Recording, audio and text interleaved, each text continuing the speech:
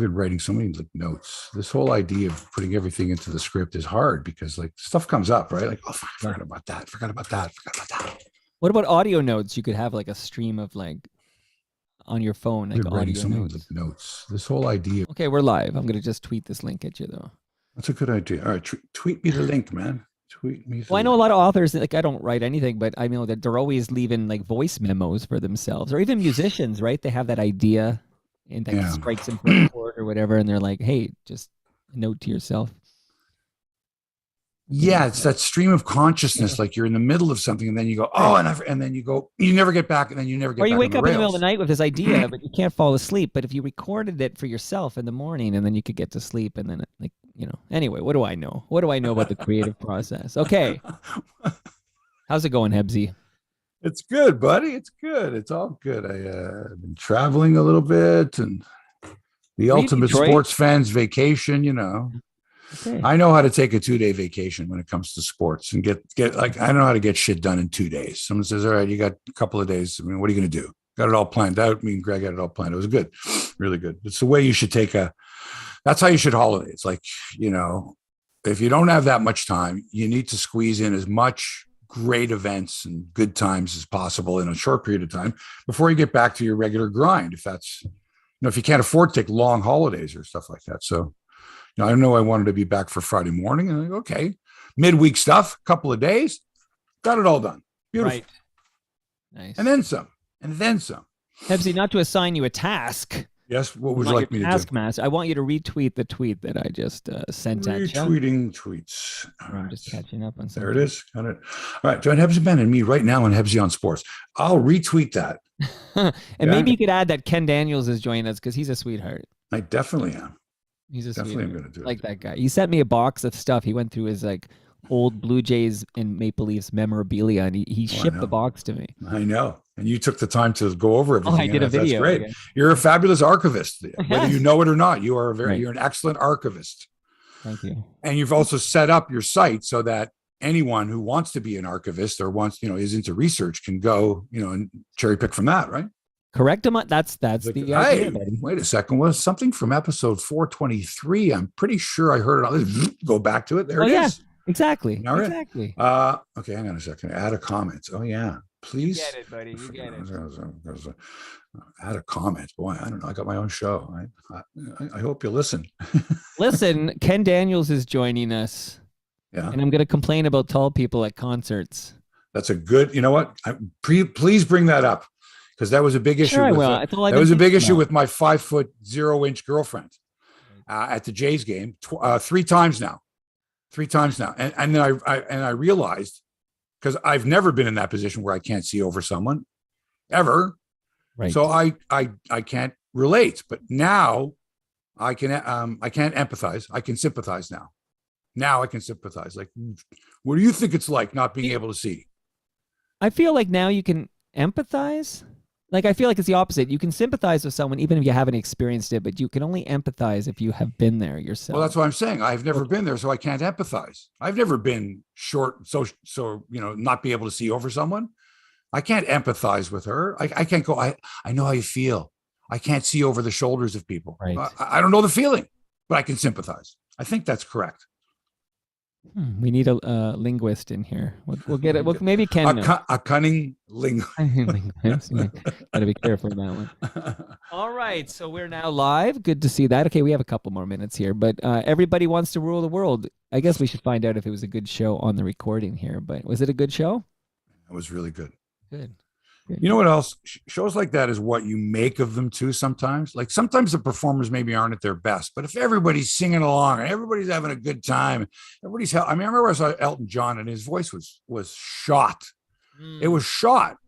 And the crowd helped him. Like, the crowd was like helping him sing the song because he couldn't get it, it was kind of sad, but at the same time it was a nice sort of community spirit where everyone there was like you. They loved Elton John. They knew the words to every song. They grew up with it. They laughed. They cried. It was part of their childhood. It was, something they'll never forget. It's embedded in them. And so when you hear them struggling, you're like, all right, let's go to the rescue here.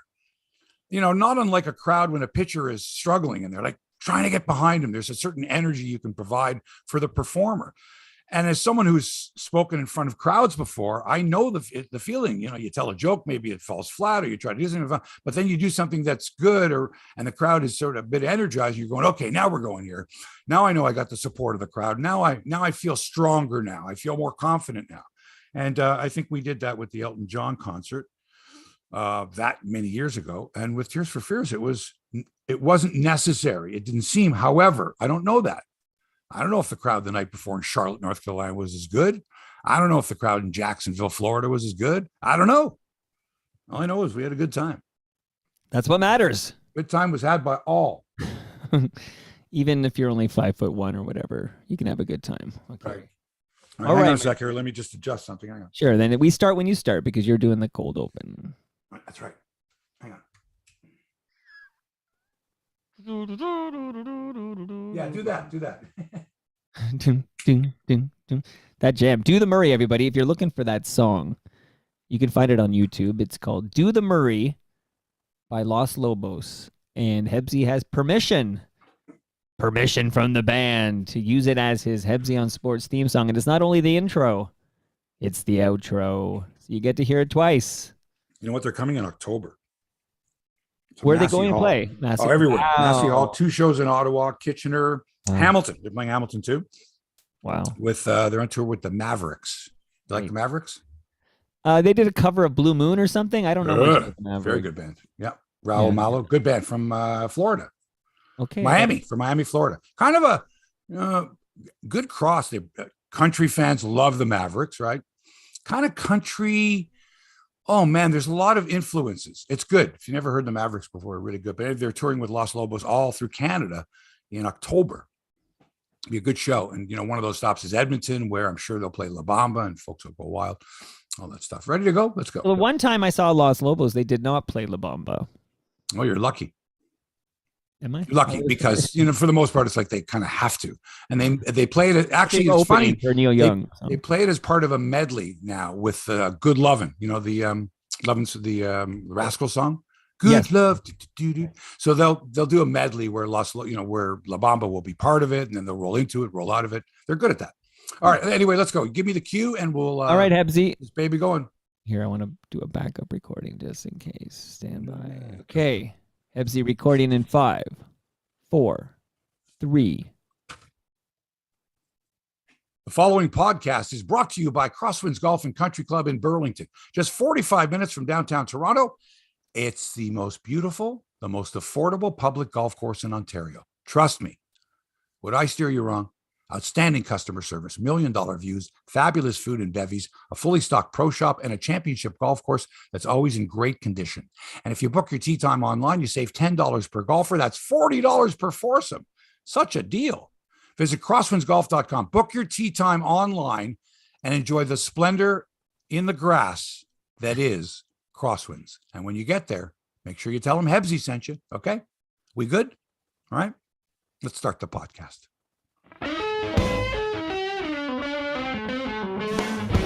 Hey there, sports fans. Welcome to Hebsy on Sports, episode 289. Do you know it's Ken Daniels Day on the show?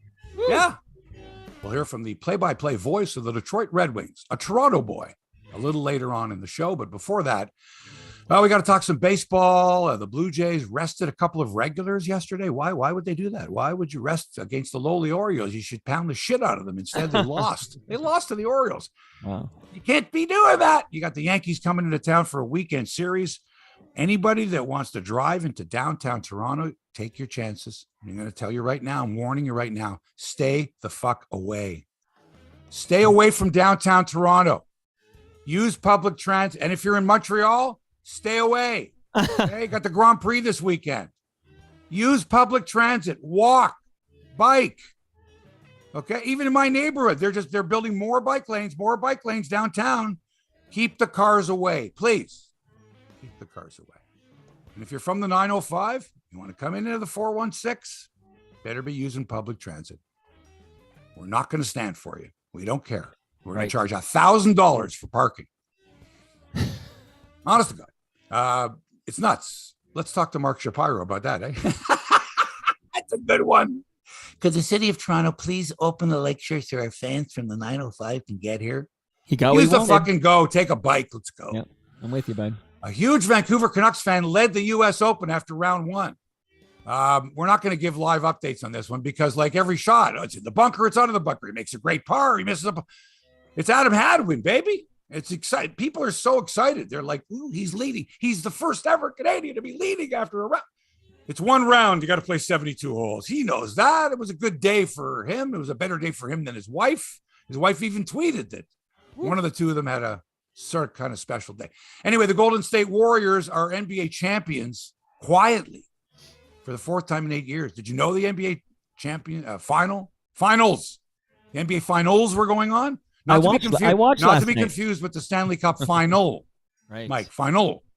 Right. NBA finals. I was watching. Final. We'll get into some sports media stuff too. As Hockey Night in Canada is gonna. They're going to change. They've already changed their panel around here for the finals. I don't know if you've noticed or not. There's only been one game of the final, Stanley Cup final, but they've changed the panel around already. Missing persons. Let's say hi to Toronto Mike. Hi, Toronto Mike. Hebsy, man, how you doing, buddy? I'm good. How are you?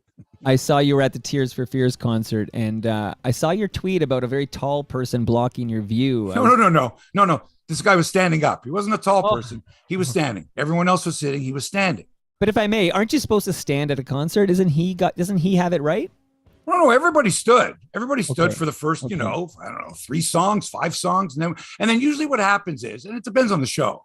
Sure. And the crowd. But usually what happens is after a certain number of songs, they get into something maybe a little slower or whatever. And then one person sits down and another couple sits down. And, eventually pretty much everyone sits for a while. And then as soon as they hear the song that they love, everybody wants to rule the world. They jump up. I mean, that's just the way it is. And it doesn't matter. From the time I was 11 years old, any concert I've ever been to, that's always been the way.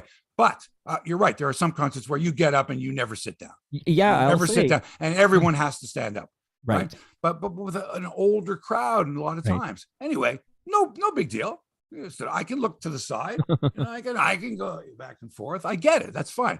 Just so happens that particular picture was funny because in context, if I would have taken the shot from well back, it would have been hysterical. Yeah. It would have been everyone sitting and one guy, one tall, skinny guy right in the very middle, front row center. Should there be a standing section? Like, this is the standing section. Here's the sitting section. Everybody was fine. And let me tell you, you know what? And it's called Pine Knob. Okay. It's in Clarkston, Michigan. So, and I've been there before. Anyway, it's a fabulous venue. It's just it's way better than the amphitheater, the Bud Stage. Way better. Okay. There's no bottlenecking. In the Bud Stage when you're bottleneck where everybody has to go through that one area and it gets really tight in there. Oh, sure. I hate that. Right. Hate that. Here it's nice, wide open. Really nice. And parking lot empties out in 15 minutes. Nice. Okay, and the show was good. None of this. Oh, geez, we'll never get out of here. We'll never get out of here. How were the boys? Everybody Wants to Rule the World. How was it? Yeah, really good concert. Excellent stuff. Very highly recommended. Just a great show. It was hot. Fuck, was it hot? Yeah. Oh my God. Steamer. Crazy. So this is what happened. I'll give you this is what happened. Me and Greg Brady go. So we leave whatever day it was. We drive to Detroit. We play golf with today's guest, our guest later today, Ken Daniels. We golf with him. He gets us, he can go anywhere and just say, hi, it's Ken Daniels. And they go, Mr. Daniels, right? First thing they do is they go, is Mickey Redmond with you? Because Mickey Redmond is an absolute rock star. Right. Of the nth degree. There's no one, I tell you right now, there's no one in Toronto. There's no one in Ontario. There's no one in Leafland. Nobody.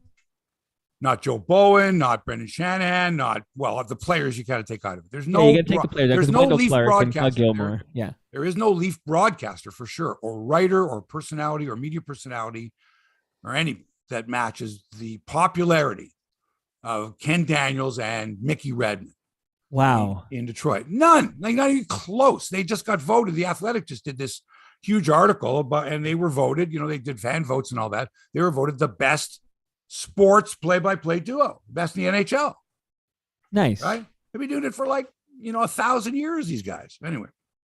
So yeah, we're golfing with Ken. And it's like I said, what do we owe you for the golf? Nothing. Well, how did you make arrangements? I pick up the phone, I call a friend of mine. He says, call anytime. We'd love to have you. Beautiful. It's a great thing. So we're going to go back as often as possible because, free golf. And that's not a long drive, right? You can get there, what? Well, what do you consider long? I don't know, 4 hours, 3.5 hours? What are we talking It depends on the border. It depends on the border. But you're prepared. You got to be prepared for that. You cannot be in a rush. Right. You can't. You got to have it all planned out. So we play golf. We had a great time, went out for dinner, had a fabulous time there.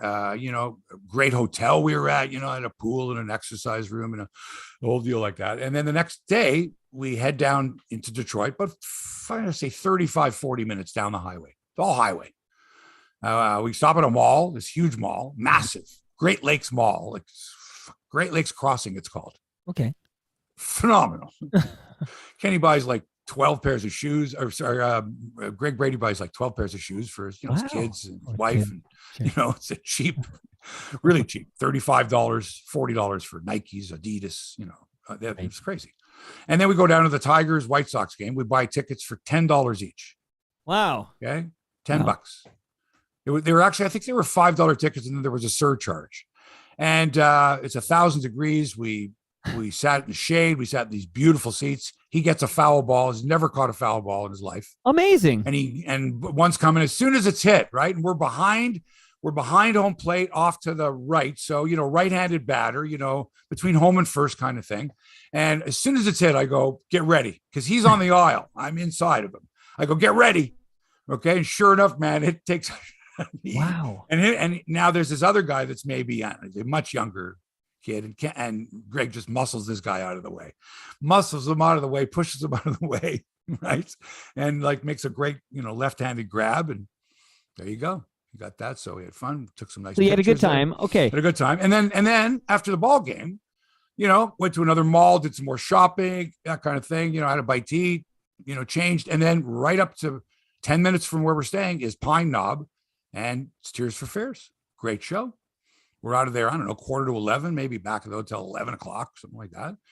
And then got up the next day and went to a place called Top Golf, which they don't have in Canada, but they should, which is like not a driving range, but it's like a way better. Would be like the most posh bowling alley / billiards place / driving range, all in one. Lounge. You got your own space, and they dispense the balls one at a time. You wave your club over this little thing. And it's terrific, man. You play these little games. Okay, you shoot for that target. That's 150 yards away. You get this many points. Great, a lot of fun. So we did that. And we both thought, boy, this would be something to invest in Canada because you could do this year round. Great place. $37 cost wow. us. That's reasonable. For an hour, man. Shot some Bodog videos there. Had a good time. A lot of fun. And then drove home yesterday. And I don't know, 4.5 hours, maybe an hour at the border, 45 minutes to an hour at Sarnia, Port Huron. Not bad. And then he wants to go to his kid's soccer practice. And I'm like, you're not driving me there's no way you're going to drive me into downtown Toronto. There's no way I wouldn't put my worst enemy. I wouldn't let them do that. So I said, take the 407 and just drop me off at the 407 in Jane. So I got my golf clubs. I got my clothes. I got my golf shoes, right? I got a cooler bag because you got to have a cooler bag out there. And, he's like, you sure? I said, yeah, don't worry about it. He drops me off. It's literally right off the 407. It's 30 seconds off the 407. Drops me off. And I just get on the subway, which is the university line, right? It's the very end there, almost the very end, 407. Grab a spot, put the golf clubs down, on one seat there, put my luggage down there, take it all the way down to Spadina, get off, call an Uber. Guys there in 5 minutes. I'm home. It's beautiful. Done. Okay. Sounds like a fantastic trip. Great trip.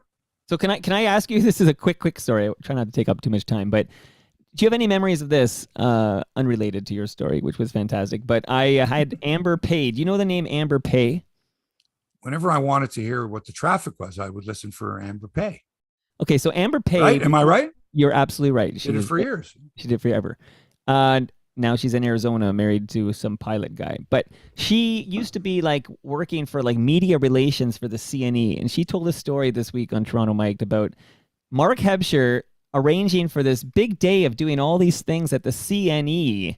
And then she says she set it up with all these people and she said, you ghosted her. And I'm curious if you have any memory at all I don't know what you mean by a ghost. What are you talking about? She says that you were going to do this full day media day at the CNE, doing all these different things that were arranged for the great Mark Hebscher, like early 90s or something. And she said you never showed. And where was I working at the time?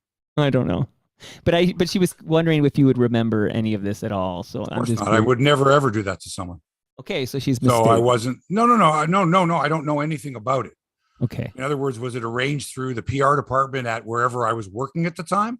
We'll have to settle this. You'll have to give me a little more information. Okay? I'll get some more meat on that bone. When was it? At what time of my life was this? Was I stressed with other 92? things? Was it? Did I, for sure say absolutely I will be there categorically 100%? Right. Was there a fee involved? Did I do it out of the goodness of my heart? Was it a charity involved? Did someone speak for me? We need some detail. Okay, you've pissed me off now, Mike, because now I'm about to start my weekend, and now I just wanted to fire you up a little bit. You've hit me with something. Yeah, it's going to just bug the hell out of me now. Okay? I just wanted to. This poor woman for the last 30 odd years has done that. Mark Hebscher, fucking asshole, never fucking showed up, cost me my job. Well, hey, let's. I'm glad you have an opportunity now. I'm going to let her know that you have no recollection. Don't do that for her. Don't do that. Next time I was in such a good mood. She's here. listening. Now I'm like, I must have, and I wonder how many people she told. What a prick I was. Well, I don't know, but how many people? I gotta see how many people heard that episode. Thanks for that. But thanks for that. I appreciate that. I thought you should. Hey, know. so yeah.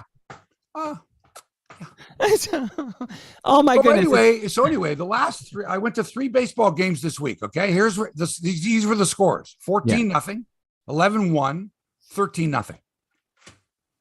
3 ball games, 3 different places: Christie Pitts, Rogers Center, and Comerica Park in Detroit.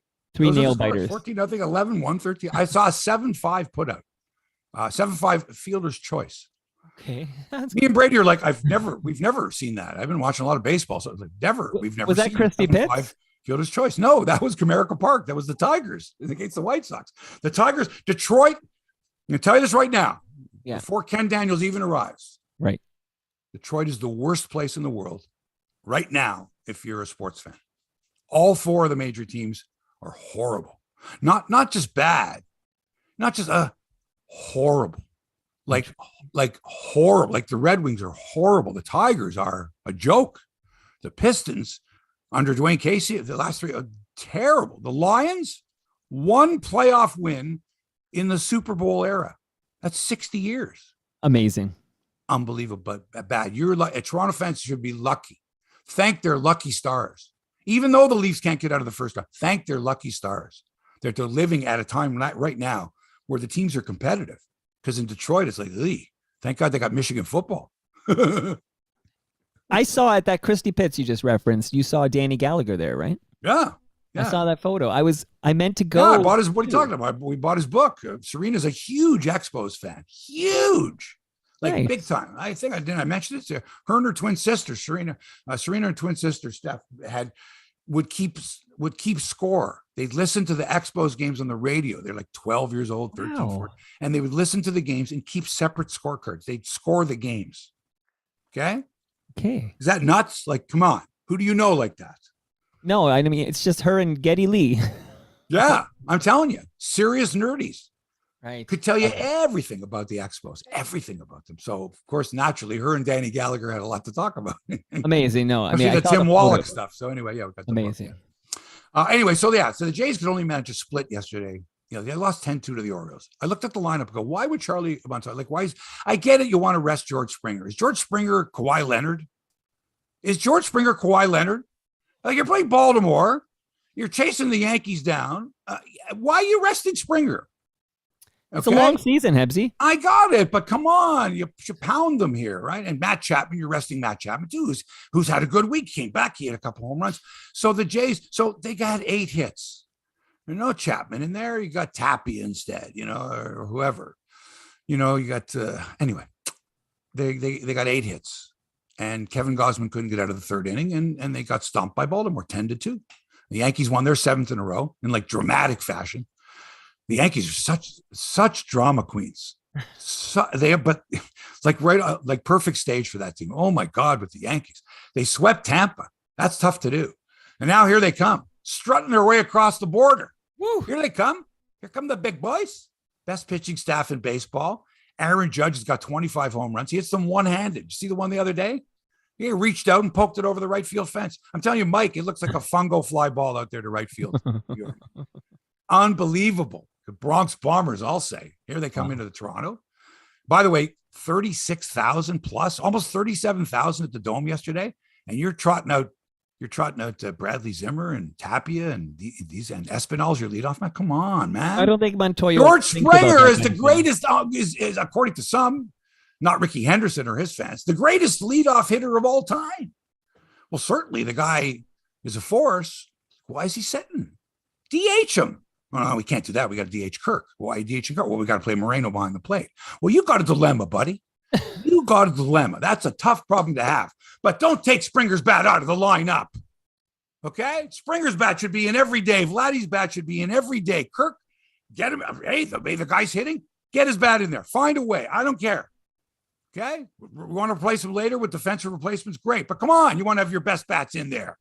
Hey, Hebsy, on your YouTube live stream, Peter DeMarco says the answer is Montoya is a terrible manager. Nah, that's not it. It's not. We can't blame it all on Montoya. But come on, man.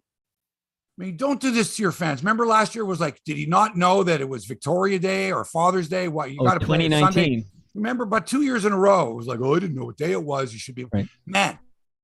How are you going to draw fans to the ballpark? How are you going to get people interested? Right? Springer comes back. Springer missed enough games last year. You're paying him enough money. Play the guy. And if you're worried about his knees in center field or whatever, play him in right. And if you're worried about that, DH him. Okay? And if you want to have Kirk's bat, then have Kirk in there too. And Moreno, you called the guy up. Well, we're not going to have him sit. Well, okay, then. You can't have everything. Trade one of your catchers for some starting pitching. When Danny Jansen comes back, you got this, wealth of catching. But my God, or either that or just surrender to the fact, just submit, just get on your knees and submit to the fact that you're never going to catch the Yankees this year. Not going to happen. Instead of busting your hump to try to catch the Yankees, settle on the top wild card spot. Because what happens is the team, in the playoffs this year, the two best division winners, right, get a bye in the first round. The division winner with the worst record plays the wild card team with the worst record. And then the other two wildcard teams, seeds 1 and 2, play each other, best of 3. So, okay, set yourself up for that. Great. But admit, say, we're not going to catch the Yankees. All right, look, you got them this weekend. Even if you sweep them, you're still 7 back. And how are you going to sweep them? How are you going to sweep? You got Jordan Montgomery going tonight, okay, against Stripling. Montgomery's lights out. You got Manoah tomorrow. Who does he get against? Jamison Tyon, who's been fantastic. And then Sunday, they got Garrett Cole. We got Kikuchi. Now, what do you think the Bodog odds are on that one? Garrett Cole against Kikuchi. You say Kikuchi, I say Kikichi. Come on, you got Ryu is out. He's done. Forget it. We'll never see him again. He's done. Next year's the last year of his contract. Probably won't pitch. So goodbye. Now Stripling, who is going to be, Chicken Strips was going to be your long man, your spot starter, your 5th guy, 6th guy. Whatever. Now he's in the rotation. So you got some problems, but you got a wealth of catchers. So maybe you make a deal for a starting pitcher. I don't know. What do you think, Mike? I think you absolutely have to. Yeah, I think if you're filthy rich in one position and you need help on the mound, that's what you do, right? That's what successful teams do. I don't think so. See, that's just all right. Let's hear the Hebsy take. Since you're, I think you've got a wealth. I think you find a way to get them all some time. I don't know. I don't think it's as easy as just take. I think you would have to have a package. And plus the other teams, who are they looking for? Sure, they'd love to have Gabby Moreno. You're not going to, you just called him up. Trust me, you're not.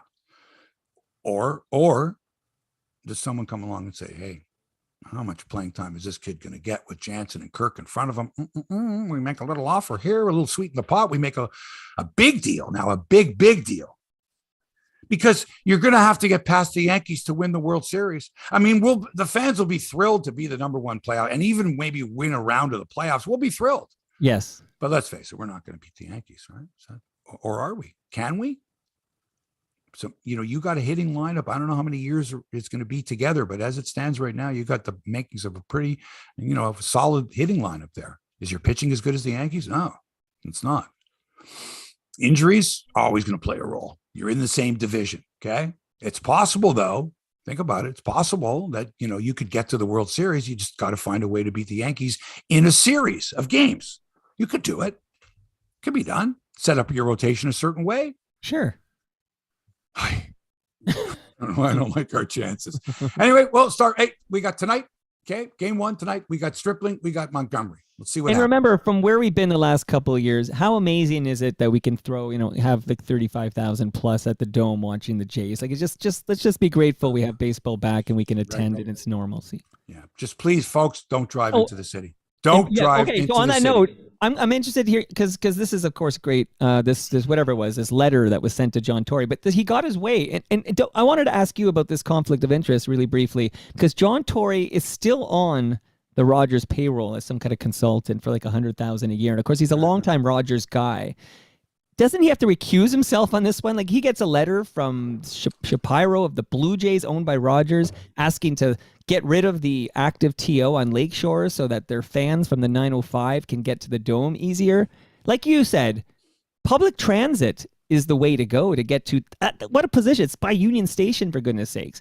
If you can't bike or walk. The reason it was built there. If they would have built it out at Downsview, everyone would have had to have driven. I mean, no, I shouldn't say that. You could get there via transit, but not as easily. But downtown, anyway. Yeah. So it defeats the purpose. Don't drive in. Make it penalize people. Like I said this to Brady. Said, dude, take your family, take it to the Oshawa Go or the Pickering Go or the whatever. Park your car there and take the train in, for crying out loud. $10 a person, but too bad. Don't come in here and you're not going to find any parking anywhere near. So park out somewhere where there is parking, and then just take the transit in, because it's more dependable and it doesn't clog up the downtown. You're preaching to the choir, my friend. Absolutely. Right. Oh, but before you go to the NBA Finals, which I watched the game last night, I want to talk about this. Andrew Wiggins is now a champion, but. Do you have? I know it's not on your agenda, but any comments on the Argos? Somebody in your live stream wanted to know what you thought. I think he said the attendance wasn't very high for the Argos opener at BMO. Do you have any thoughts on the Toronto Argonauts? What do I give a shit about preseason football? Come on, isn't it regular season? Isn't it regular season? Is this preseason? I thought this was the regular season. I'm out to lunch on my CFL. Is this the preseason? Your last statement, you're out to lunch. Just forget about the CFL. Okay. Just how about the you're out to lunch part works? Okay. What are you bringing this stuff up for? What are you bringing this up for, we're a Toronto sports podcast. I thought this was my podcast. Yeah, but your fans are taking over my podcast. This is my podcast. You invited me. Yes, I did.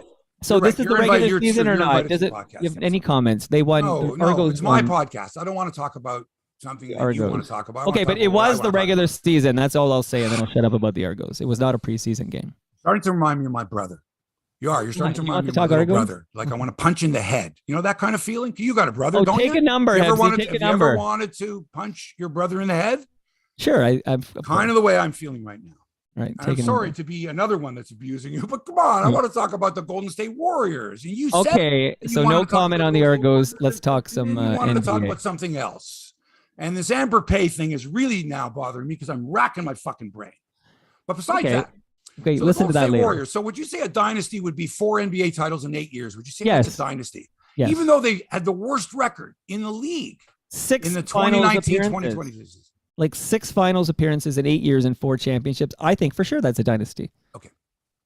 I do too. What do you think? What do you think? I do. I think the way they beat them too. Anyway, so the Golden State Warriors, 6 games. It took them to beat the Boston Celtics. They won 103-90 last night. Very quiet NBA playoffs this year. Very, compared to the Stanley Cup playoff, just very quiet and kind of, Steph Curry just sort of quietly 34 points last night. And for the first time, I didn't know this, he was the NBA Finals MVP. Like the great Steph Curry. This is the first time he's won Finals MVP. That is shocking. And it's NBA Finals with an S. Let's not mistake that with the Stanley Cup, which is the Stanley Cup final. Klay Thompson, what a story, man. What a story. Missed 2 full seasons, torn ACL 1 year, and then torn Achilles. Gets 4 titles, 4 rings. Okay. And same with Draymond Green. Fabulous. These guys have been like studs. And as Mike alluded to, not eluded. This is the one thing that started to bother me more. And I'm slapping myself. I'm looking at it, I'm going, oh my God, you're using the wrong word. You're using the wrong, there's no context. Things like this are really starting to bother me. This lack of context with stuff, with really good broadcasters and good writers and just sort of throwing stuff out there and no context. Got to have it. Andrew Wiggins, first NBA title. Brilliant performance. Brilliant. Okay. This guy, and a primo defender. Not only 18 points, 6 boards, 5 assists, 4 steals, 3 blocks. And Jason Tatum couldn't do anything. Wiggins was all over him. 13 points, 6 of 18 shooting for Jason Tatum. And the Celtics, and I'm glad because I don't like the Celtics. Congrats to the Warriors. Dead last in the NBA in the 2019-2020 season. Dead last. And by the way, their coach, Steve Kerr, 9 championship rings. 9. Hello. I think Bill Russell had 13, which is the most, but 9. 5 as a player, 4 as a coach. Right on. Golf update, man. I'm not even going to bother. Adam Hadwin had the lead after the first round. It was very exciting for BC. Extremely exciting. Everybody was giddy. Ooh, a Canadian. It's great. I don't even know where he is now. I saw him get up and down out of the bunker on his first hole of the day. Beautiful. Made a 12-footer. Anyway, it's very exciting, but it's only the first round. And as you know, it's the U.S. Open, so there's all kinds of drama. Phil Mickelson, was giving the finger to people apparently. The thumb. He was giving the thumb. But they were giving him the finger. Some weren't. And there's a lot of drama there. So it's going to be very exciting at the club at Brookline, Massachusetts this weekend. And the fact that a Canadian led after the first round it's exciting.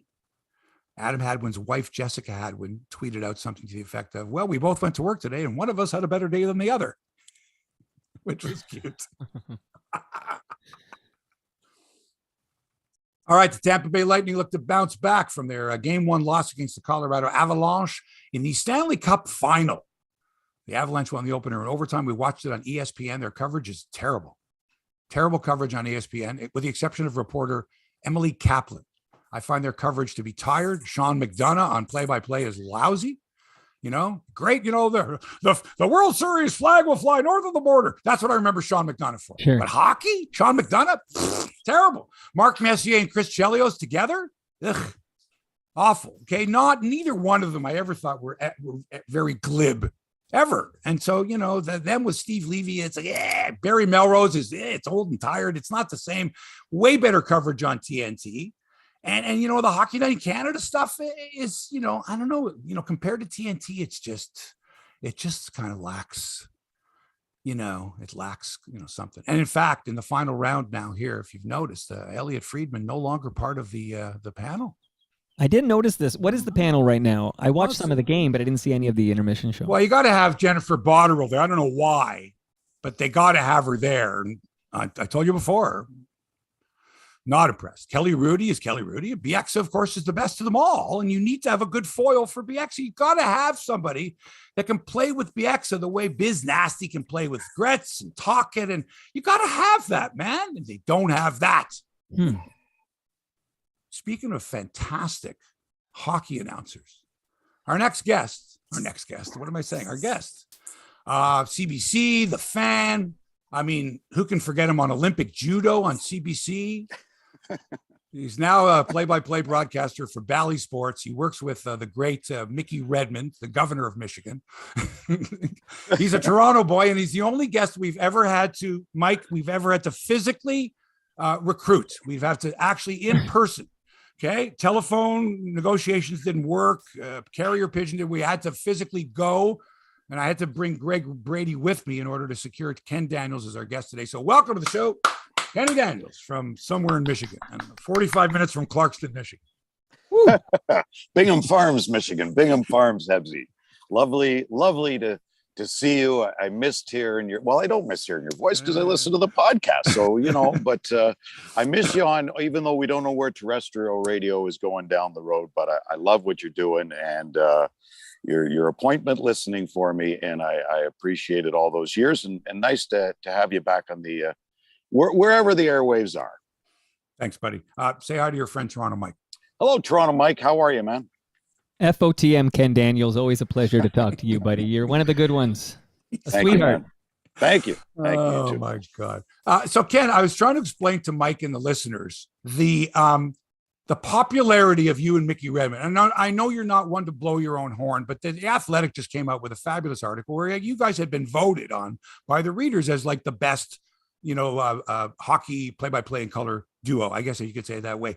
Can you give folks an idea how popular not just you and Mickey together, but Mickey Redmond, the legend of sort of how legendary he is in Michigan? I'll give you one name without what happened in the end. Don Cherry. He's like Don Cherry in Michigan? Yes. When I walk anywhere with Mickey or Mickey goes anywhere, you know how Grapes and the popularity when Grapes was at his peak? Whenever you go with Mick and like Grapes, and I was with Don because I traveled with them at times during the playoffs and go through airports, etc. He'd be friendly to everybody, you know.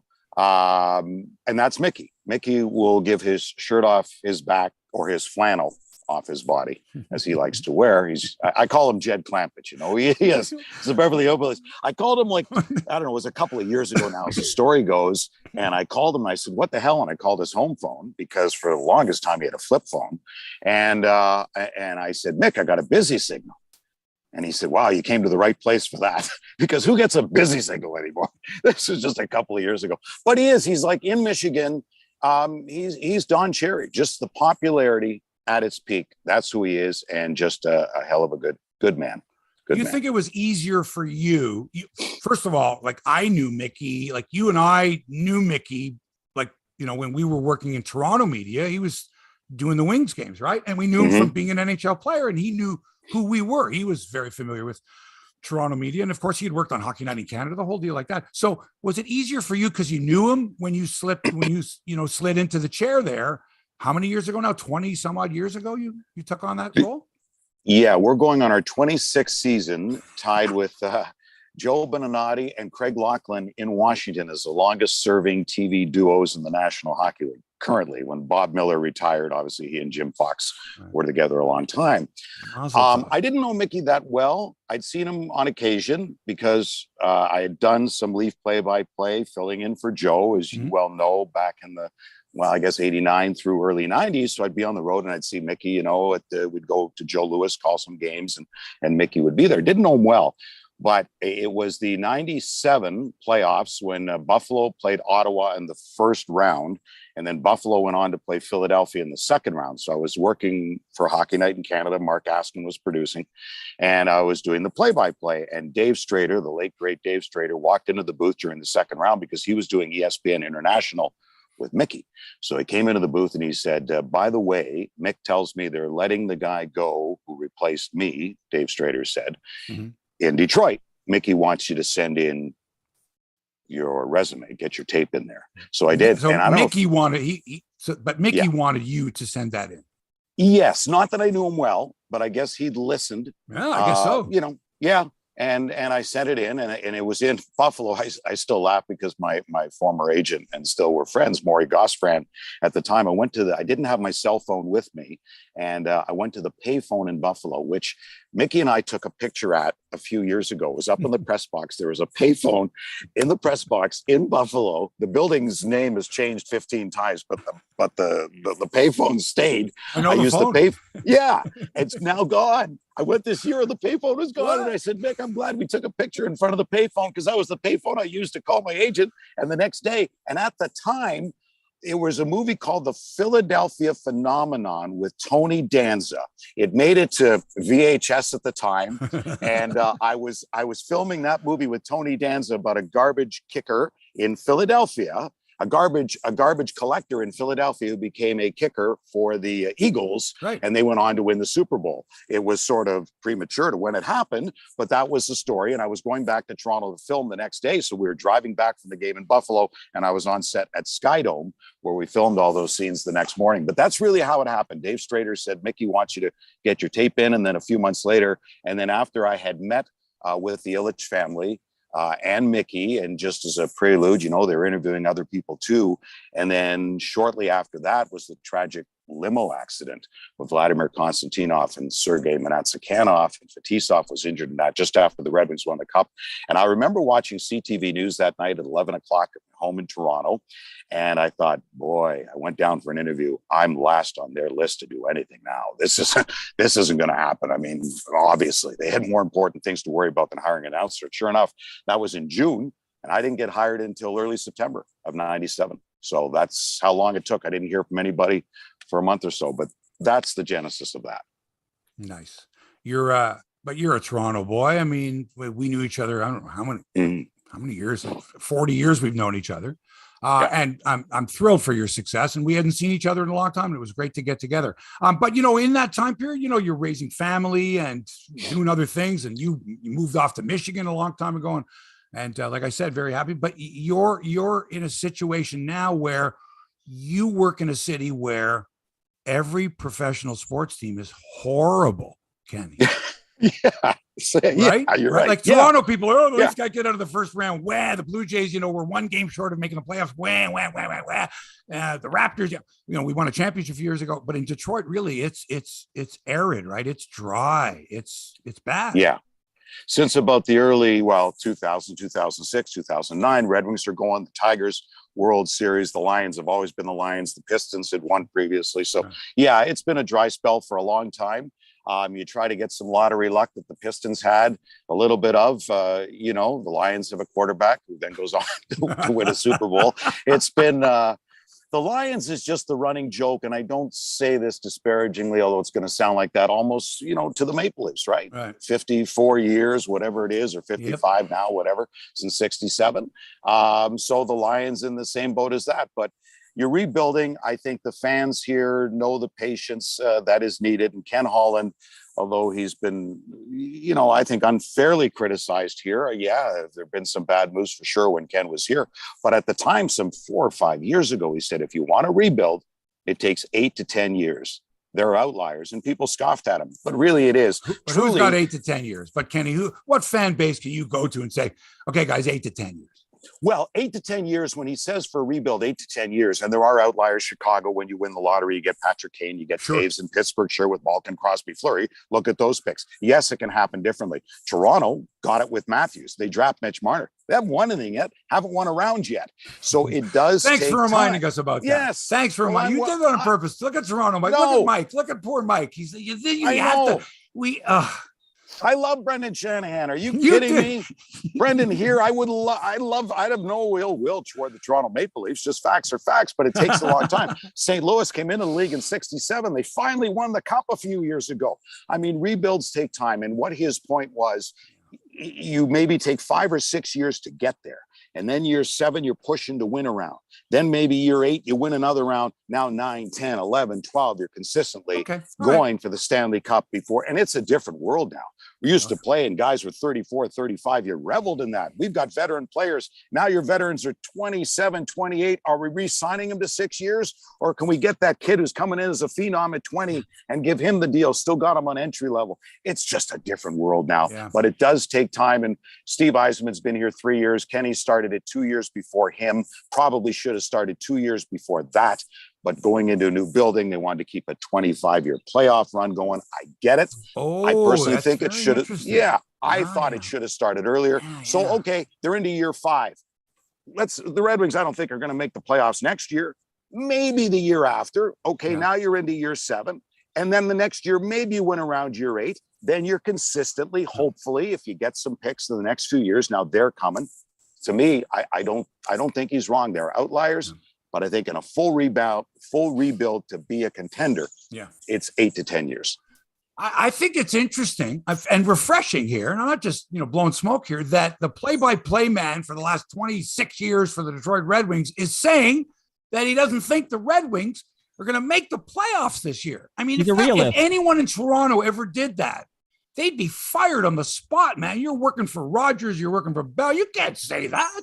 You can't tell the viewers not to. It's like saying to the viewers, don't watch because we're not going to make the playoffs. So I think that's a real bold statement. But at the same time, it says something about the media and the difference between the two markets and who better to make that comparison to someone like you. So tell me now, is it like this all over Detroit with the sports teams? If the teams aren't performing well, are the rights holders allowed? Are the announcers more allowed to say what's on their mind, or are they more, restricted to, look, we work for the team, we have to be careful? In all the years I've been with the Detroit Red Wings, we've never been told what to say nor what to do. And I'll give you one story. 2002 playoffs. Do you remember Brendan Morrison and Todd Bertuzzi and Marcus Naslund, the West Coast Express, with the Vancouver Canucks? We're playing the Detroit Red Wings, and Vancouver's up 2-0, win 2 games at Joe Louis Arena. This is the, and we're going, the team 02 was the best team. I mean, seriously, you put that team together. The fourth line of the Red Wings was consisted of Larionov and Holmstrom and Luke Robitaille. Think about that. That was the fourth line for the Detroit Red Wings in 02. So they're down 2-0. We go out to Vancouver, and the Sedins have been playing well. We're on the bus at boarding practice the next day, and Mickey Redmond and I always sat behind Ken Holland on the bus. So we were second row. Kenny was first one on the right as you walked in. And Kenny turned to us and he said, so you two guys, now this is morning of game day skate, game 3. And he said, you guys think the Sedins are playing pretty well, huh? And we said, well, yeah, the first 2 games, yeah, an overtime winner, yeah, they're playing pretty well. He goes, Mr. Ilitch thinks you do too. So Mickey laughs, and I laugh, then Ken Holland laughs. But that was it, where Mr. I, late, great Mr. Ilitch, probably thought we were talking too much about the Sedins, and our team was down by a couple of games in the opening round of a team that's expected to win the cup. So Mickey and I, we laughed about it, but I don't think we mentioned the Sedins for the rest of the series. They got it. There they go. I don't think we mentioned them by name. But at any rate, that was the only time, and it was half-heartedly, that anything has ever been said to us. So we don't, I think if you were to ask Steve Yzerman now, honestly, if he thinks the Detroit Red Wings, now I don't know what he's going to do as a coach. We don't know what he's going to do in free agency, but he knows there's a build there, which is why when people came to me 3 years ago and said they should fire Jeff Blashill, I said, not a chance. Why the hell would you fire Jeff Blashill? Right now, the kids are progressing, and you saw what he did with Sider and Raymond. Now, he'd been here 7 years, so, missed the playoffs the last 6, okay. But if they're going to fire Jeff Blashill 3 years ago, what does it do? You're raising expectations. Why would you raise expectations when you're not really expected to win? And I think Steve Yzerman would tell you now, just look at the division you're in. Ottawa and Buffalo should both be better. I don't say Montreal. Boston, well, with the injuries they have, may take a step back. But you got Tampa and Florida in the top 2 in that division. Then you got Boston. Oh, did I mention the Maple Leafs? Who are you beating out to make the playoffs? Let's be realistic. Who are you beating out in the Atlantic Division to make the playoffs? And then you got the Metro. So just look at the other teams. I'm not saying the Red Wings won't be more competitive than they were last year. And believe me, they were competitive. But from 11 on down, they allowed that many goals. 11 goals, 10 goals, 9 goals, 8 goals. Every game, they ran the spectrum. So they were out of a lot of games. They were also competitive. We saw a great year from Sider, a great year from Raymond, 2 rookies. Simon Edvinsson coming this year, who they hope will be a stud defenseman, and where they pick in the draft. So yeah, see, we don't care because we're Leaf fans here. We don't have hardcore Detroit Red Wing fans here. It's great that you're talking about the Wings, but you don't have to. I'm giving you perspective on why I think that down the road. In the middle of June, you're giving me perspective on next week's team that's not going to make the playoffs. Okay. Did you see this mug, by the way? Did you see this mug? Oh, I like that. Yeah, I like that. Oh, beautiful. Yeah, listen, we've got one of our viewers. Listen, Ted Nesbitt says, "Love Ken Daniels. We're big supporters of the Jamie Daniels Foundation and the Red Wings Foundation." Now, I had my Jamie Daniels shirt on earlier. The white shirt that you gave me. The only thing is that, as you know, Ken, the color balance was just way. It was just too white. It was too white, and so it didn't make. But anyway. You and I, like, we were out of touch for a number of years, and we caught up the other day. Tell us about the Jamie Daniels Foundation. Jamie Daniels Foundation started in 2018. I lost my son Jamie, substance use disorder, and he was 228 days clean and sober in Florida, working at a law firm, and got patient brokered. Which I won't go into the whole details about it because I don't think you need to hear about all that. But if someone wants to Google patient brokering, you'll see where it's just the greedy side of the recovery business. And he went to a home where he shouldn't have gone to live with the offer of free rent, where they just basically built the insurance industry, which back in 2016, 2015, we knew nothing about. And someone in that home, which was to be a sober home for safe, sober living, was anything but. And they gave him a pill that was laced with fentanyl, and it took his life in his sleep. Should he have known to take nothing? Absolutely. But when a doctor associated with that home put him on anxiety medication that was Xanax, which a recovering addict should never be on, he felt secure. And lost his life. And what I'll say is, you know, people can be addicted to prescription medication. That's what happened with Jamie. He was at Michigan State, and a friend at the frat said, hey, let's get high and you take some prescription pills, Xanax or whatever. Well, unfortunately, Jamie, the chemical receptors in the brain's changed. He was hooked within 5 days. Somehow still graduated from Michigan State, told me, Dad, I need to get clean. This is a few years I need to go to rehab. And God bless him, he did. And then the greedy side of the recovery business took his life. I'll tell you, watch it. It's on Hulu with Michael Keaton called Dope Sick. It'll tell you all about the industry and what it is. And that's what the Jamie Daniels Foundation does, awareness. We try to end the shame and stigma surrounding substance use disorder. It can happen to anybody. Don't think it can't, or you're fooling yourself. And we offer resources. We write grants. 7 Michigan colleges now. We have recovery programs in. We're opening up we'll be associated with a substance use disorder clinic for adolescents. If you don't have the ability to self-pay, we will look after you. And that's what we're doing here in Michigan, and hope to take it nationwide. And since 2018, the Jamie Daniels Foundation has raised $1.2 million. And we're putting it to good use. Go to jamiedanielsfoundation.org for more information. If anyone's struggling, please visit. Done. All right. Were you surprised when you saw that John Tortorella had been signed by the Flyers, the Philadelphia Flyers? You know, we're talking about, we're just talking about, you know, fire the coach, not fire the coach. Philadelphia seems to me to be the play. I'm not sure I can describe what it would be like to be a Flyer fan. And I think if it's not the goalie, it's the coach. But like now, John Tortorella, is this a forward thinking step, or is this a, oh my God, we have to do something type of step? Can I put my bias out there right now? Of course, I want you to, Ken. This is why we had you on, because you can say things like the Detroit Red Wings, help pay my salary, or help, are not going to make the playoffs this year, and maybe not next year. Because of course, we want to hear what you have to say. Tell us. Okay, well, I hope they make it a year from now. We'll see what Steve does in free agency. You never know. But if you look at me and if you put a mustache and goatee on, as John Tortorella says, I'm your better looking older brother. So Torts and I have been, when we do split screen in the game, and this is the fun that Mickey and I have. If Torts is coaching, we'll do a split screen of me and Torts. So I talked to Torts quite a bit. I don't think he was ever I know he wasn't in the Red Wings plan as head coach. I think, although his record for first year in cities is not good, I think he got in the playoffs with Columbus, but overall that's not the case. And a city like Philadelphia doesn't have a lot of patience. But I love John Tortorella. I know a lot of players, and I've spoken to them, who've played for Torts. They love playing for John Tortorella. There's the outliers, Brandon Dubinsky. There's some others who don't. Okay. But for the most, and no, not every player is going to love the coach. I can tell you guys on our team who didn't like Jeff Blashill. Well, of course, you're going to have, you're always going to have that. But I think the way we look at Tortorella through the media, right? Like the way he is with people, like short with reporters and stuff like that. You're naturally going to think, oh my God, this guy's like a real jerk, right? He's like, what a jerk this guy is. I would have loved him. And John and I, not that we talk a lot, probably once every 3 months or so, maybe, and we'll text more than we talk. But I remember we had you talked about the Jamie Daniels Foundation, and we roasted Mickey Redmond live in 2019. The last 2 years were done virtually, and you can find them on our website. And roasted live. Roasted live sounds like it's conjuring up this roasted live. You roasted Mickey live? Yeah. Well, you know what? With him, it was more of a tribute than even a roast, but I get what you're saying with the roasted live. Yes. We had the celebrity roast of Mickey in 19, Scotty Bowman virtually in 2020.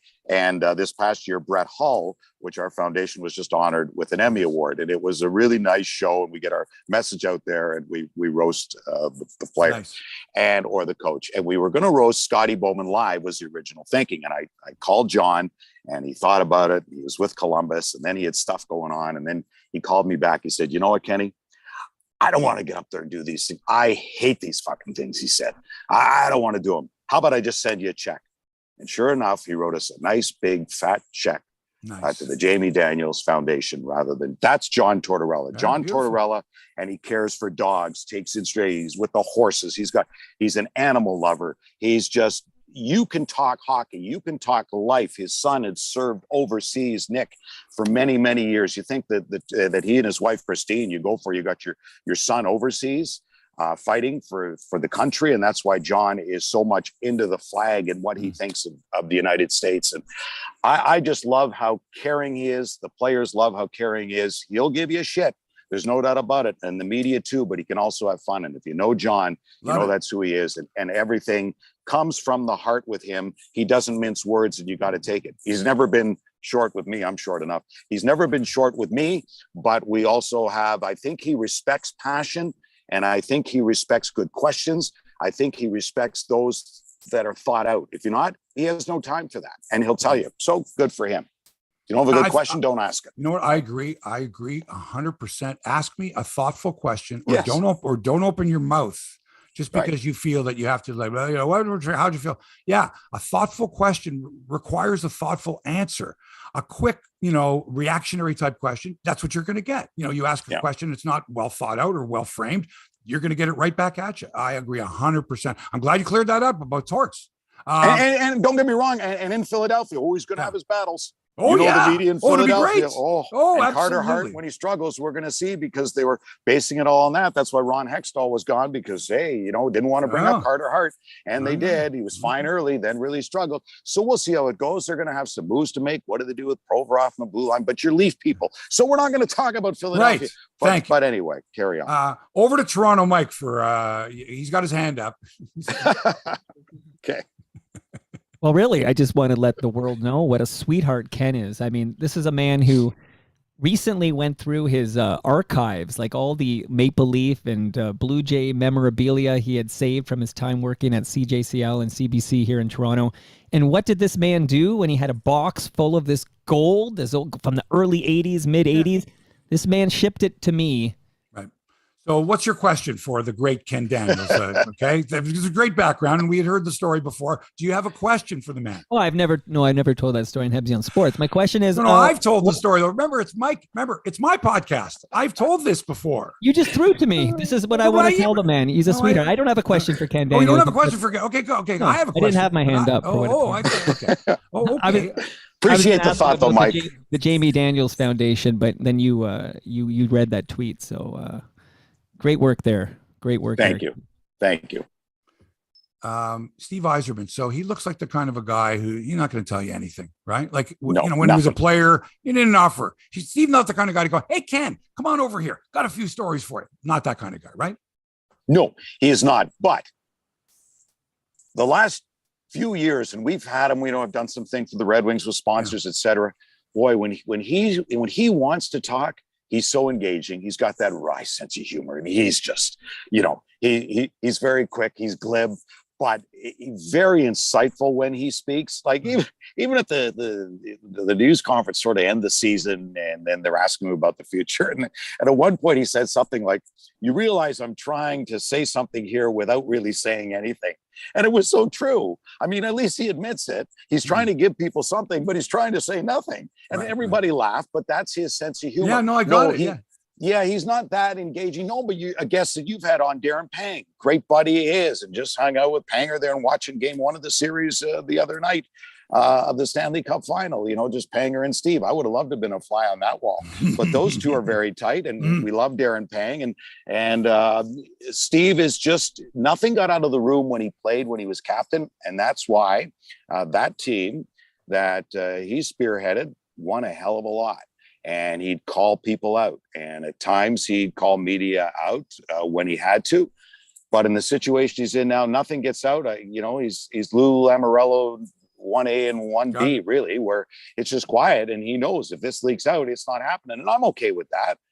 I'm all right with that. That's okay. Nothing ever got out of the dressing room with the Red Wings either, because the players respected him and they knew it was all about winning. And it's the same thing now where he's at now. And Pat Verbeek, who I was close with, Pat Verbeek was my broadcast partner for a couple of years and was absolutely wonderful. And when Pat was assistant GM, he said, my boss won't be, I can't tell you that. My boss would kill me if it ever got out. Pat knew it wouldn't, because I don't want to be that guy who leaks something out. I just wouldn't. So I'm not on Twitter. I find no need to spill anything. I don't need to break anything. That's not my world. But I think Pat's going to follow in Steve's line too. And that's why you see Julian Breezeball doing such a great job now in Tampa. They learn from the best.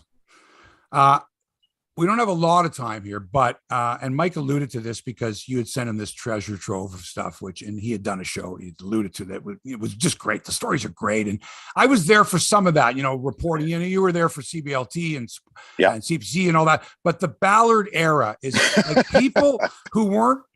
People who weren't around or didn't remember it. Like Mike was pretty young at the time, for example, but that generation, like, tell us more about this Ballard guy, almost as if it's a mythical character, right? So, yeah, I mean, I've got great Ballard stories, and I've told them on the show before, and Mike's heard them. But like, is there one in particular where you just went, "Oh my God!" Like, yeah, this guy owns the Toronto Maple Leafs. This guy is the one who makes the decisions, like the personnel and the coaching decision. Oh my God! Like, as a reporter, because I can think of one, but you tell me yours.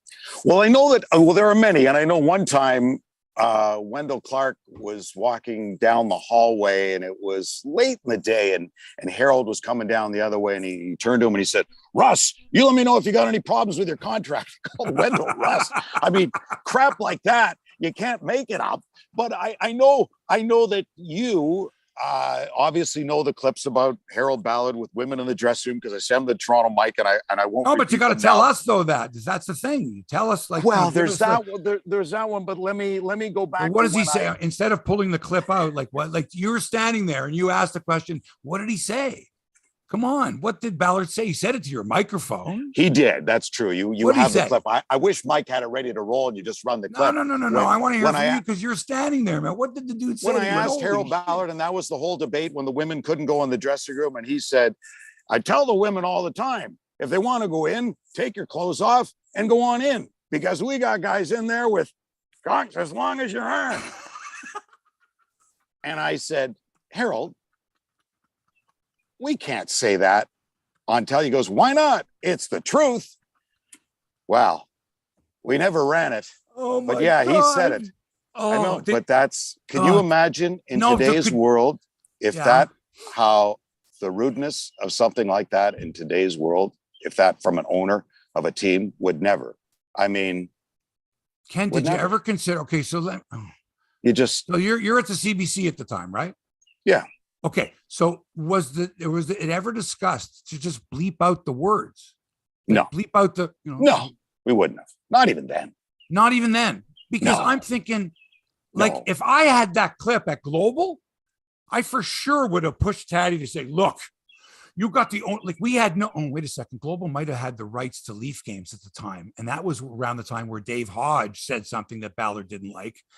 And because Dave spoke his mind and is the best.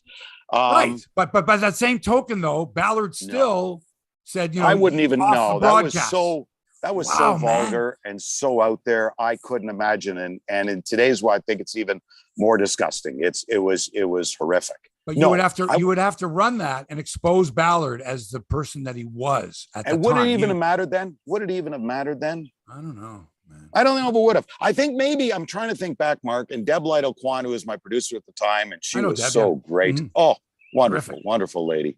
I think maybe at the time we maybe would have used, I told women to go in there if they want to take their clothes off and go on in. I can't even remember if that was part of the story that I ran, maybe that part, but after that, you never would. But I remember the first time meeting Harold Ballard, I was at CJCL. I don't even know, was it CJCL at the time? I think so. Or was it 14 Music of Your Grandmother's Life? I can't remember whether it was still at 1430 or what it was at the time, like 1990 or 89 and 88, whatever it was around then. Long gone. The fan hadn't come in yet. I know you were. But I called Maple Leaf Gardens and I was doing the overnight shift at the time. Yeah, so it would have been like 80. Oh, God. Would have been even earlier, would have been early 80s. I'm sorry, it was still Music of Your Grandmother's, like whatever. And I was at the radio station and I called Maple Leaf Gardens 8 o'clock at night. I know when it was because the Moscow Circus, he banned the Moscow Circus coming to town because they shot down the Korean jet airliner KAL-007 was a jetliner that was shot down by the Soviets. Right. And Harold canceled the Soviet Moscow Circus, okay? Right. So I called Maple Leaf Gardens to get a comment from Harold and he answered the friggin' phone. I called Maple Leaf Gardens from the newsroom at 1430. Hello? And I told him my name. He had no clue who I was. And I'm just a young reporter starting out. Come on over. How do I get there? Go through the hot stove. They'll send you up. I get to the front door upstairs where Harold Ballard lived at Maple Leaf Gardens. And there he is in a Tiger Cat t-shirt and boxer shorts. I wished I had today a camera on a phone. They weren't cell phones back then. I wish I had photos of it, but he granted me an interview. He signed 2 posters, which I still have, the cancellation of Moscow Circus. And I was in his apartment above Maple Leaf Gardens for about a half an hour, just shooting the shit with Harold Ballard.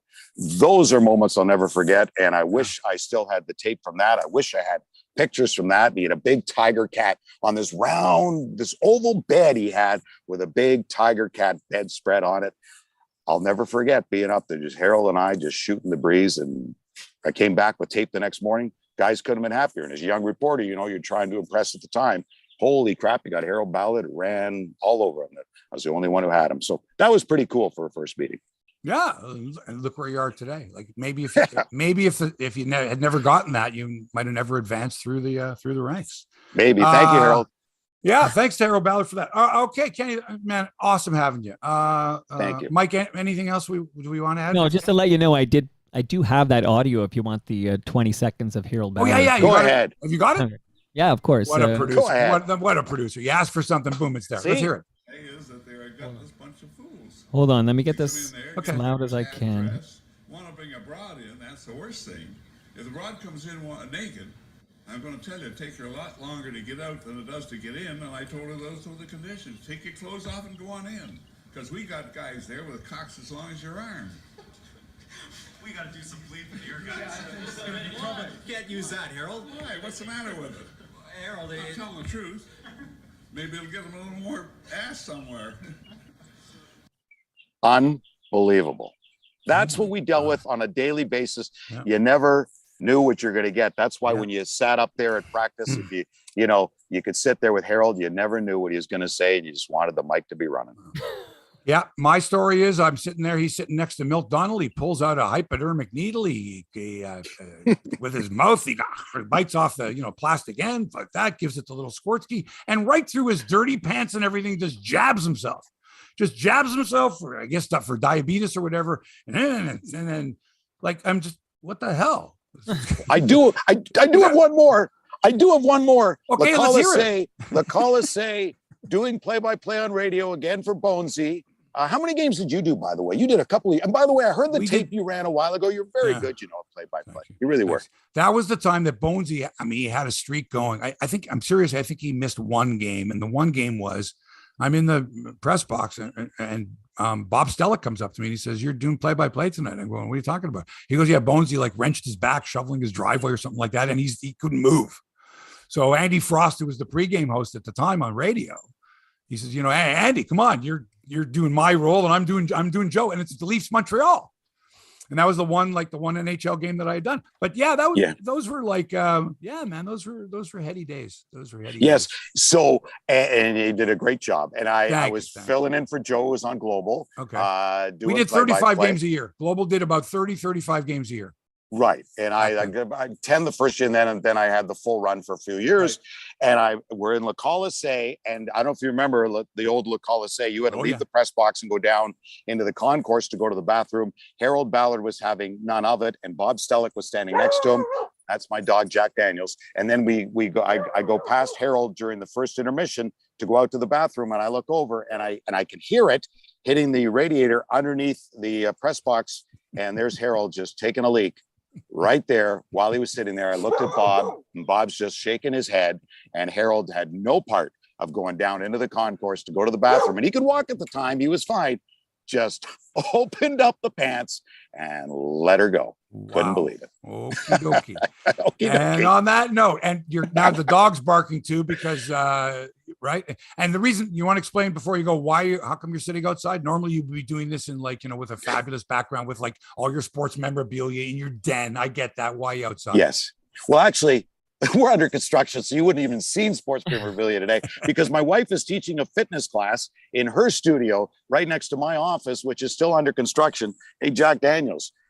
You want to say hello to Mark Hebscher? Let's see where Jack is. Yeah, let's take a look, because we saw JD, come here. Come here. Hey, Jack Daniels, what's going on? That's Jack Daniels. Jack. Nice. Can you see him? Oh, that's a good-looking dog. That's He's one a of good those. boy. It's a golden doodle.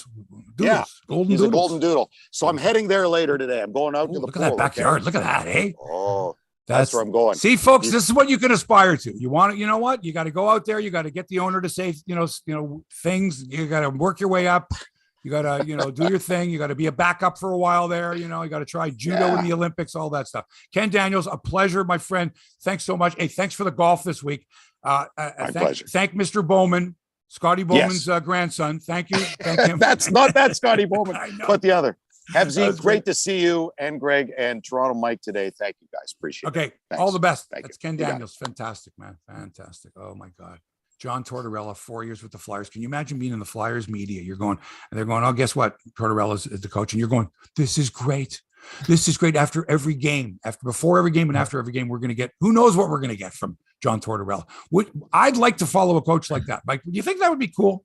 Yeah, well, it's fun when it's not your predictable canned answers. Like, give me something. Like, instead of just reading the playbook or the screen, those cliches or whatever the typical response is from a coach these days. Yeah, that's got to be refreshing. I would think so. I think that would be something to sink your teeth into, like something that's different. Well, something to look forward to, like you say, like not the same old. But I do agree, and I like what he said there about. If a reporter is going to ask a question of a coach, now remember, there's two different ways. One, the old way used to be you could go up individually to the coach. You could say, "Can I have a few minutes with you?" and do the one-on-one interview, whether it's print or whether it's audio or TV. Now it's everyone is listening. It's being recorded. It's being broadcast live. Right? You are now part of his press conference as the reporter, and so. Your question can't be the way it used to be, where there's a bunch of people going like, and no one said, hey, this was the question, and we're including the question in our clip. You would only hear the response from the coach, but now you hear the whole thing. So now there's context, like, why did he act that way? Well, let's listen to the question. How was the question framed? Did the reporter sound snarky? Did he sound like he was trying to start a fight? There's all of that. That's where you need that context. So now the reporters are now exposed. In other words, if you want to be part of this, you would better ask a succinct question. You would better think before you ask that question about what kind of response you're going to get. And if you get a certain kind of response, well, maybe it's your fault for antagonizing the coach or making it just a blank statement or not even asking a question. Sometimes it's not even asking a question. Hey, Mike, it's sort of an open-ended, like, hey, coach. Yeah, tough loss tonight. And then you just want them to go. Yeah, because essentially you're looking for just the clip. Right. You're you need a nice little soundbite from the coach. Right. But what happens is you become exposed because someone is running the press conference live or someone is using not just the clip of the coach, but the question that led up to it. Well, this is what keeps getting Steve Simmons in trouble is that people go to town on his questions like that, for sure. But and again, is there such thing as a dumb question? Is there really such thing as a stupid question? Or should we hold the reporters now to a higher standard because their questions are being broadcast? Again, it used to be the reporter would get the thing, right? Nobody's going to come along and say, hey, what was the question that preceded that? No one in those days would say, how did you get that? Now, sometimes the reporter would include their question in the clip to provide that context, right? Sometimes it was an ego thing. Oh, that was a good question by me. I think I'll include that. Whereas what they could have done, the reporter could have included that particular line in their story by saying, in the voiceover, by saying, and then I asked him what he thought of this. And then you run the clip. Or you just run the question as it was, like live real time. It depends. There's a lot of things like that. Like when I asked Mike Milbury at the time, like his team got their ass kicked for the second game in a row, and people came out and they started asking softball questions. Hi, Mike, what'd you think of this? Hey, Mike, what'd you think of that? And you could see that he was upset. His team just lost the game, 8-3. And I'm like, man, this isn't what people would want to know, right? So I said, I got to ask a question that you're not going to like the question, but it's a legit question. So I said in front of everybody, right? I said, is your team humiliated in there? And I thought his answer would be something to the effect of, well, yeah, man, like we got beat 8-3 at home. Like we got our butts kicked, like something like that. But instead, he went, fuck off. What kind of question is that? And immediately turned it so that it was my fault, right? So that anything he would say after that was as a result of me asking what he thought was a stupid. And then he said, "That's a stupid fucking question." Right. And I thought to myself, I don't think it is a stupid question. And like the reporters around me were kind of like, it was an okay question to ask, but now look at him, he's mad. Right. And then what happened was, so he answered he says, "That's a stupid fucking question." And I said, he says, "And you're a stupid fucking reporter." and then I said, "Well, you're a stupid fucking coach." And that's what I said. And then he just sort of brushed me off. And then another question came from someone else, somewhere else. And then he answered that. And then the guy standing next to me asks a question that was like, "Mike, back in game 4 of the second round series against, Hartford or whatever the fuck it was, did that have something to do?" Like, it was just a totally like off the wall, like way out of context. What the heck kind of question was that? And Mike thought I was asking that question. Like, he thought it was the same reporter that had given him the first question. And he said, "That's it. No more fucking questions." And like almost turned the table, like had the microphones on it, and then stomped away. Right.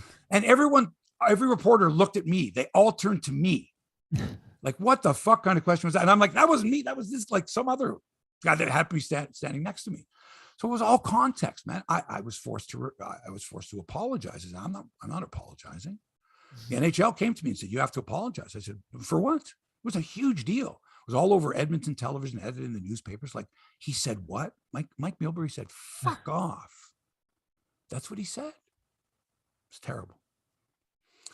Anyway, that's it for episode 289 of Hebsy on Sports.